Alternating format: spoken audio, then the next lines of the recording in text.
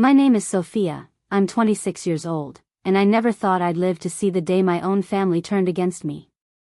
It wasn't just some petty fight or a disagreement about money, it was betrayal on a level that makes your stomach twist. It all started 3 nights ago. My father, a man who used to be my biggest protector, stood in front of me with a face so cold it felt like I was staring at a stranger. His words cut deeper than any knife could. You have 72 hours to leave this place. Your brother owns it now. I didn't say a word. I wanted to scream, to ask him why, to remind him that I had been the one who stayed home, the one who took care of him when his health started slipping. My brother, Daniel, was the golden child, always praised, always excused. He barely showed up when Dad needed him, but somehow, Dad decided he deserved the house, the land, everything. So, I kept quiet. On the outside, I looked calm. On the inside, I was burning. That night, I walked through every room of the house, the creaky floors, the walls that still smelled faintly of Mom's lavender candles, the porch where I used to sit and dream about a life bigger than this small town. It wasn't just a house. It was everything I had left. And they thought they could just take it from me? No. Not without a fight. I had 72 hours. That was all the time I needed. While my father slept in his recliner and Daniel celebrated his victory from afar, I started making plans. Quiet ones.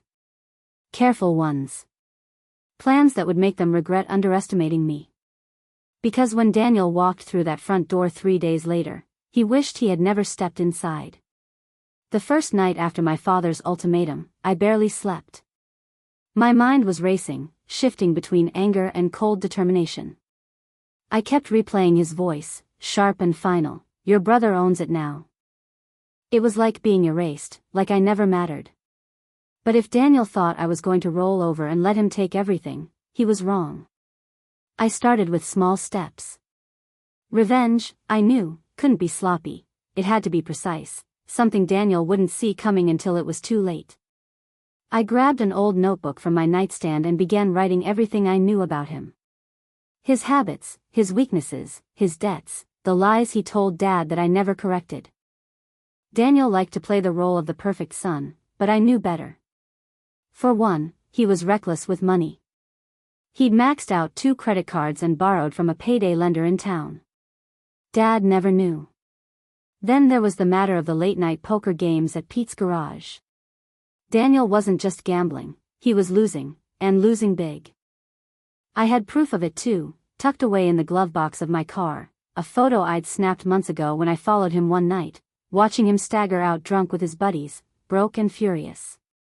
By morning, my anger had cooled into something sharper, strategy.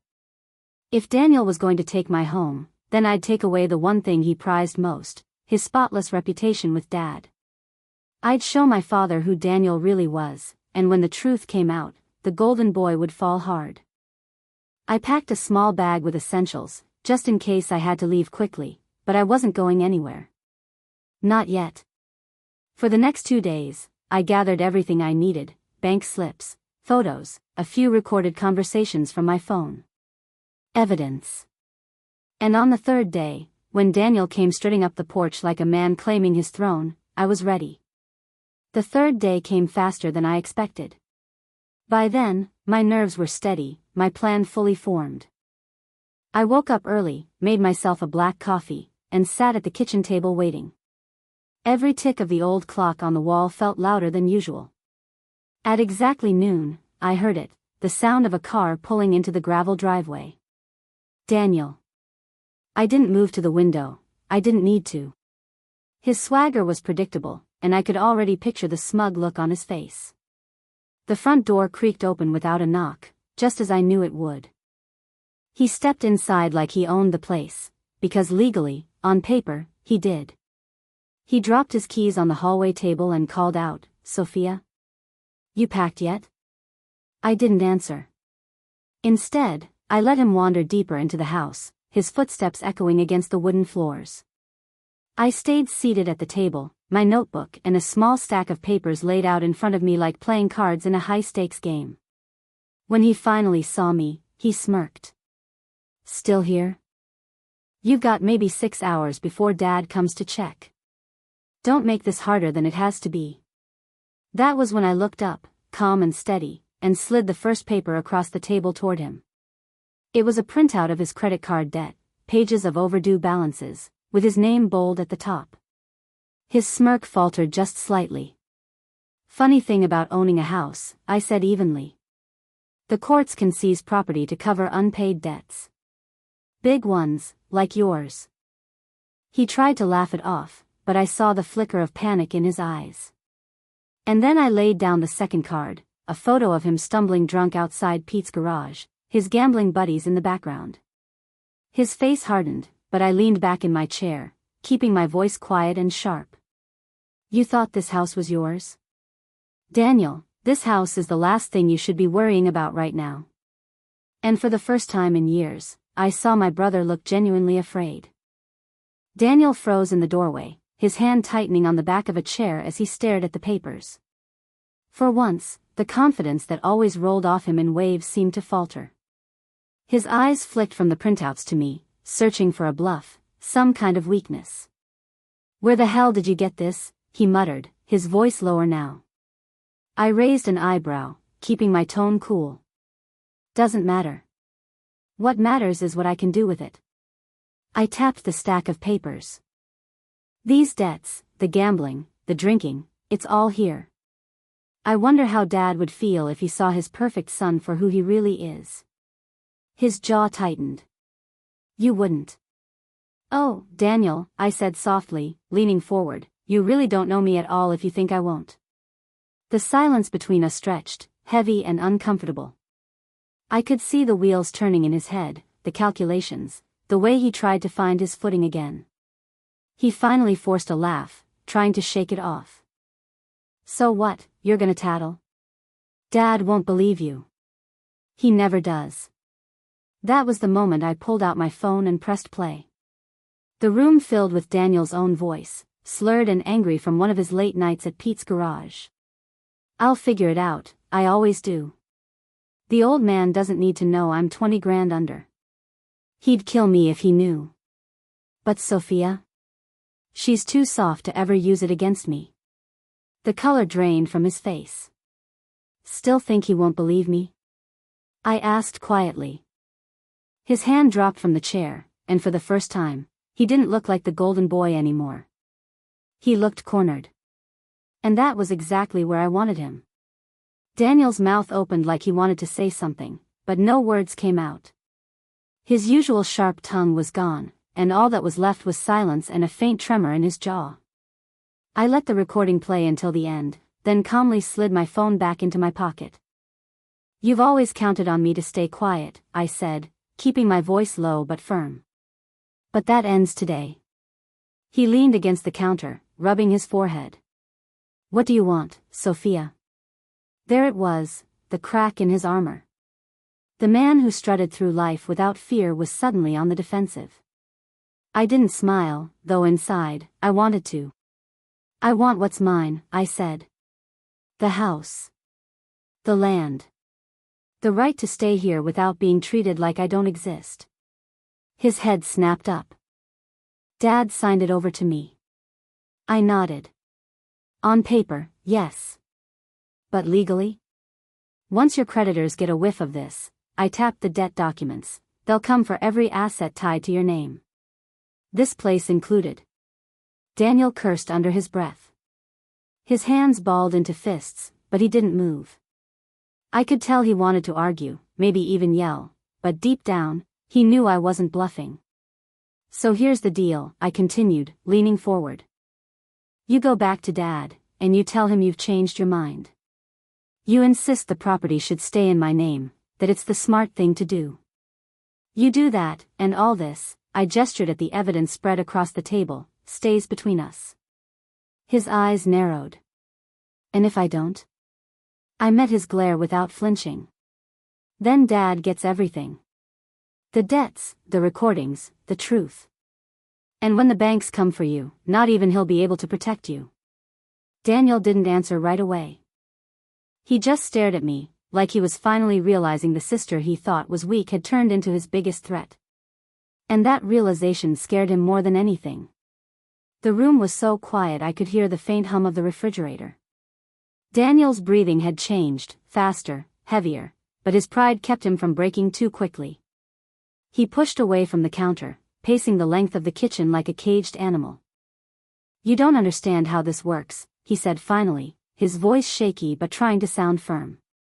"Dad won't listen to you. He never has. Even if I go to him, he'll think you put me up to it." I tilted my head, studying him. "Maybe. But Dad's not stupid. If I drop all of this in his lap, with proof, with recordings, he'll have no choice but to see you for who you are. And you know what terrifies you most, Daniel? It's not losing this house. It's losing Dad's faith. You've built your whole life on being his golden boy." His pacing stopped. That landed. He turned, eyes dark, jaw clenched so tight I thought his teeth might crack. "You're blackmailing me." I leaned back in my chair, crossing my arms. "No. I'm giving you a way out. You keep your secrets, your pride, your reputation, if you play along. Or you lose everything. It's your choice." Daniel sank into the chair across from me, his shoulders slumping as though the fight had been drained out of him. For the first time, he looked small, beaten. "What do you want me to say?" he muttered. "I want you to call Dad tonight," I said firmly. "Tell him you've thought about it, and it doesn't sit right with you. Say the house should stay with me, that I've earned it. Make him believe it was your idea." He glared at me, but his silence told me what I needed to know. He'd do it. Not because he wanted to, but because I'd left him no other choice. And as I watched him crumble, I realized something I hadn't admitted to myself until then. This wasn't just about the house anymore. This was about finally taking back my power. That evening, the house felt heavier than usual. The air between Daniel and me was thick with tension as he sat at the kitchen table, his phone in hand. He had been stalling for nearly an hour, scrolling aimlessly, pretending like he needed to find the right words. But I knew what it really was, fear. "Call him," I said finally, my voice steady. Daniel shot me a look, sharp and resentful, but he didn't argue. His thumb hovered over Dad's name in the contacts list before he finally tapped it. The phone rang, each buzz slicing through the silence until Dad's gruff voice came through. "Daniel? Everything all right?" Daniel cleared his throat. "Yeah, Dad. I've been thinking about the house." My heart thumped, but I kept my face unreadable. "Oh." Dad sounded cautious. "What about it?" Daniel glanced at me, his jaw tight.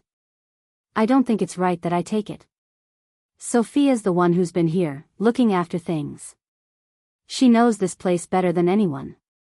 Honestly, it should stay with her." There was a long pause on the other end. Too long. I could almost picture Dad's face, frowning, suspicious. "Where's this coming from, son?" he asked finally. Daniel hesitated. His fingers clenched around the phone, knuckles white. For a moment, I thought he might blow it, but then he forced out, "It's been eating at me. I don't deserve it." "She does." The silence stretched again before Dad spoke. His voice was slower, softer this time. "Well, I'll admit, I didn't expect this from you. Maybe you're right. Maybe it should go to Sophia after all." I almost smiled, but I kept it hidden. Daniel ended the call quickly, tossing the phone onto the table with a scowl. "There. You got what you wanted." But he was wrong. This was just the beginning. The phone call had gone exactly the way I wanted, but I didn't let the satisfaction show. Daniel was still glaring at me, his pride bleeding out of him, but he hadn't realized yet how deep into my hands he'd fallen. "You think this ends here?" he snapped, his voice sharp. "You got the house, congratulations. But don't think you can control me." I leaned forward, resting my elbows on the table, locking eyes with him. "Daniel, you're already controlled. You just haven't accepted it yet." His face flushed red. You can't keep this hanging over my head forever. Oh, I can, I said coolly. Because you'll never stop being reckless. You'll gamble again. You'll dig yourself deeper into debt. And when you do, I'll still have these. I tapped the stack of documents. This isn't leverage that expires, it's leverage that grows. He slammed his fist on the table, making the papers flutter. You wouldn't dare. I dared 3 days ago when you thought I'd quietly walk away. I dared when I recorded your drunken rambling. I dared when I forced you to call Dad. Do you really think I'm backing down now? His mouth opened, but nothing came out. He looked at me with something I'd never seen in his eyes before, fear mixed with a grudging recognition. That moment was a shift. He realized the dynamic between us had changed forever. I wasn't the sister he could ignore or walk over anymore. I was the one pulling the strings. I stood, gathering the papers into a neat stack. You'll play along, Daniel. Because you don't have a choice. And if you even think about crossing me again, I won't go to Dad next time. I leaned closer, my voice barely above a whisper. I'll go to everyone else. His jaw clenched, but he didn't argue. He just sat there, defeated. For the first time in years, I walked away with my head high. And I wasn't done yet. The next morning, I woke up with a calm I hadn't felt in days. The house was quiet, but I could hear Daniel moving around in the kitchen. Normally, that would have annoyed me, him acting like he belonged here, but today it felt different. Today, I held the power. When I walked in, he barely looked at me. He poured himself coffee, shoulders stiff, eyes focused anywhere but on mine. The silence was almost amusing. You're up early, I said casually, grabbing a mug for myself. Didn't sleep much, he muttered. Good, I said flatly. Means you've been thinking. That got his attention. He turned, finally meeting my eyes. What do you want from me, Sophia? Just say it. I smiled faintly, taking a slow sip. For starters, you're going to pay off part of your debt. I know you've been hiding money, cash from those side hustles and whatever you've skimmed from poker nights. You're going to use it to start making things right. No more pretending you're on top of the world while everything rots underneath you. His face hardened. That's not your business. It is now, I said, my tone sharp. Because every bad decision you make threatens this house, and I won't let you drag me down with you. So you'll do exactly what I say. He clenched his jaw but didn't argue. I could see it in his eyes, he hated every second of this. And yet, he knew he couldn't fight me. That's not all, I continued. You're going to start pulling your weight around here. Repairs, yard work, bills, you'll help cover them. You wanted to own this place? Fine. You can work for it. On my terms. Daniel glared at me, but after a long pause, he nodded once. A small victory, but it was enough. For years, he'd used me like a doormat. Now he was the one answering to me. And I intended to keep it that way. Over the next few days, I watched Daniel bend in ways I never thought possible. It started small, taking out the trash without complaint, fixing the broken hinge on the back door, mowing the lawn. Things he never would have lifted a finger for before. But I wasn't satisfied. Compliance wasn't enough, I wanted him to feel the weight of everything he had put me through. On the fourth morning, I found him in the garage, tinkering with his car. You've got errands today, I said casually, leaning against the doorframe. He straightened, frowning. What errands? My errands, I replied. I handed him a list I had written the night before, groceries, supplies for the house, even a stop at the bank to put money toward his debts. You'll cover the costs. Consider it the price of keeping your secrets safe. His jaw tightened as he read the list. You're pushing it, Sophia. I stepped closer, lowering my voice. No, Daniel. I'm teaching you. For years you've treated me like I was nothing. Like Dad's opinion was the only one that mattered. But now? You answer to me. Every step, every dollar, every decision. That's the deal. He stared at me, seething, but after a long pause, he snatched the list from my hand and stormed out. The sound of his car peeling out of the driveway was almost satisfying. When he came back later, the groceries were on the counter, the receipts in neat order, and the bank slip showing a payment toward his debt. He didn't look at me as he dropped them off, his pride bleeding with every step. Good boy, I said quietly, just loud enough for him to hear. He froze, fists clenched, but said nothing. And in that silence, I realized something important. Daniel wasn't just obeying me. He was breaking. Piece by piece. I knew Daniel hated every errand, every chore, every reminder that I had him under my thumb. But it wasn't enough. I wanted him to feel, even just once, what it was like to be stripped of the pride he'd carried like armor his whole life. The opportunity came faster than I expected. On Saturday, Dad invited us both to dinner at a small family restaurant in town. Normally, Daniel would have strutted in like a king, bragging about his latest successes, while Dad soaked it all up. But this time, things would be different.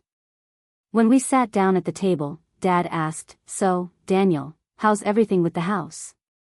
His eyes flicked to me briefly, but it was clear who he expected to answer.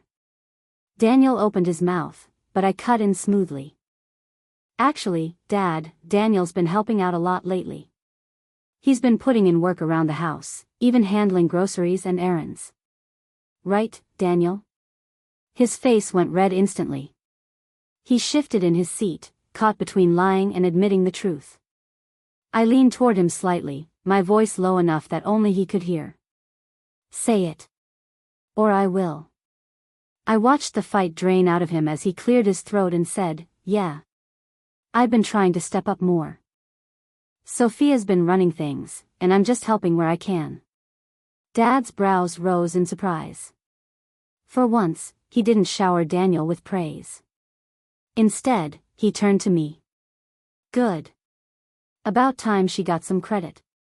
The look on Daniel's face was priceless, humiliation masked behind a tight, forced smile. He played along for the rest of dinner, but I knew every word was like swallowing glass. And that was the point. I didn't just want him under my control. I wanted the world, especially Dad, to see that Daniel was no longer untouchable. And that Sophia, the sister he'd dismissed, was the one calling the shots now. After that dinner, something in Daniel shifted. He barely spoke on the drive home, his hands gripping the steering wheel so tightly his knuckles turned white. I could almost feel the anger radiating off him, but underneath it, I sensed something else, shame. Back at the house, he didn't even bother slamming doors like he normally would. Instead, he went straight to his room and stayed there for hours. When he finally emerged, his eyes were bloodshot, like he hadn't slept or maybe had been drinking alone. "Don't think you've won," he muttered as he passed me in the hallway. I didn't rise to it. I just smiled faintly and said, "I already did." The truth was, he was unraveling faster than I'd imagined. He'd always been so sure of himself, so quick to put me down, but now every move he made was reactionary, defensive. Even the way he avoided Dad's calls in the following days told me he was terrified Dad might bring up that dinner again. And I pressed harder. I started leaving lists of things for him to do around the house, repairs, errands, even simple tasks like cleaning. At first he balked, but eventually, he just did them. Quietly. Without argument. Every check mark on those lists was another reminder that he wasn't in control anymore. One night, as he fixed a leaking faucet in the kitchen, I leaned against the counter and said, "Funny, isn't it? You thought you'd own this house. And now you're just the handyman." His jaw tightened, but he didn't respond. He kept working, shoulders tense, head low. That silence was sweeter than any victory speech. For the first time in my life, Daniel wasn't towering over me. He was beneath me. And the best part? He knew it. It happened on a rainy Thursday night, the kind of night where the whole world feels heavy. I found Daniel sitting at the kitchen table, hunched over with his head in his hands. There were unopened bills scattered in front of him, a half-empty glass of whiskey by his elbow. For a long moment, I just stood in the doorway, watching. This wasn't the brother who used to smirk at me, who always had the upper hand. This was a man unraveling, fraying at every edge. He looked up when he heard me. His eyes were tired, almost hollow. "I can't keep doing this," he muttered. I crossed the room slowly, pulling out the chair across from him. "Doing what?" "Pretending," he said. His voice cracked on the word. "I've been lying to Dad, to myself, to everyone. And now I'm paying for it." He gestured at the bills. "They're going to bury me alive." I didn't rush to comfort him. I let the silence stretch, because I wanted him to feel the weight of everything. Finally, I said, "You put yourself here. You treated everyone like they were beneath you, and now you're seeing the truth." He winced, but he didn't argue. For once, he didn't have a comeback. Then, almost in a whisper, he said, "What do you want from me, Sophia? Just tell me what it'll take for you to let this go." That was the moment I realized my revenge was complete. He wasn't fighting anymore. He wasn't plotting, or deflecting, or mocking me. He was begging. I leaned back, folding my arms. "I don't need to let it go, Daniel. You already gave me what I wanted." His brow furrowed. "And what's that?" I met his eyes, steady and unflinching. "To see you broken. To see you finally understand what it feels like to lose." He swallowed hard, looking away. And in that silence, I knew the end was near. The next morning, I woke up knowing it was time. Weeks of quiet battles, small humiliations, and forced obedience had led to this moment, the final step in making sure Daniel could never rise above me again. I found him in the living room, staring blankly at the muted television. His eyes were glazed, his shoulders slumped forward.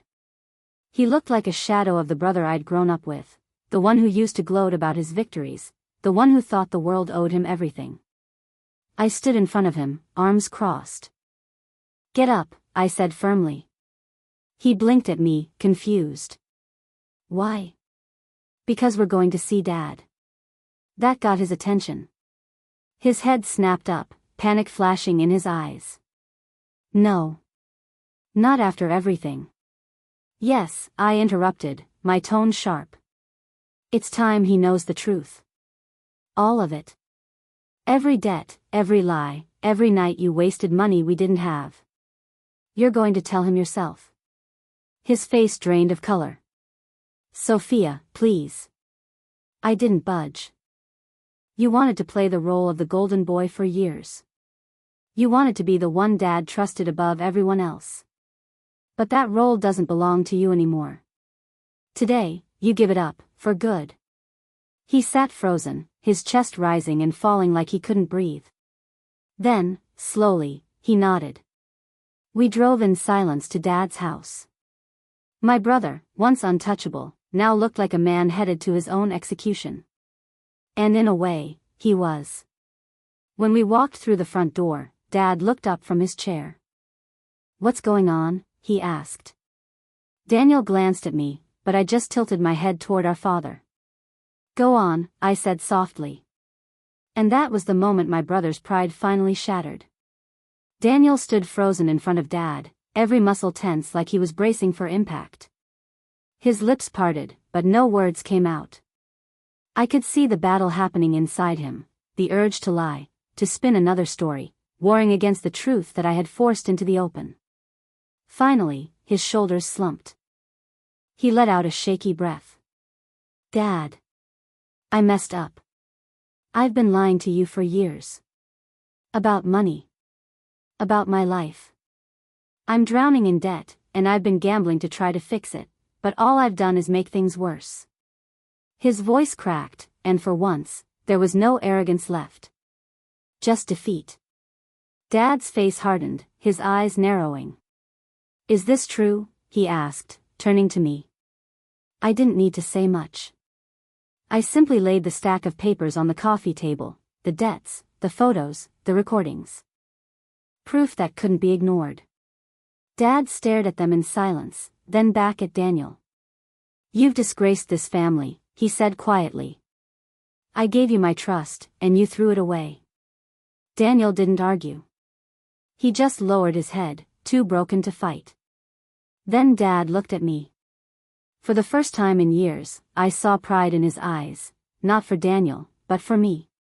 "Sophia, this house is yours.